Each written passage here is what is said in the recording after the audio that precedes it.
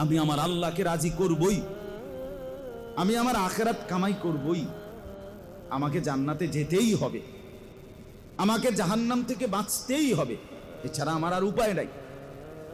কারণ কবরের এবং জাহান্নামের যেই ভীষণ ভয়ঙ্কর আযাবের বর্ণনা, সেটা কোরআনে বর্ণনা। এতটা ভয়ঙ্কর আর ভীষণ আযাব, সেটা মামুলি কোনো বিষয় না বাপ। হেরে গেলে, হোঁচট খেলে, জাহান্নামে পড়ে গেলে আপনি আর ফিরতে পারবেন না, এক সেকেন্ড সহ্য করতে পারবেন না।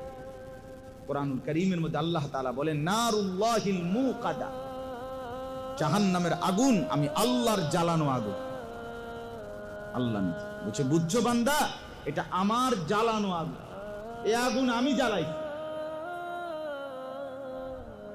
নারুল্লাহ, নারুল্লাহ, আল্লাহর আগুন, মুকাদা। আল্লাহ বলেন, জাহান্নামের এই আগুন আমি জ্বালাইছি বান্দা, তুমি খামখেয়ালি মনে করো।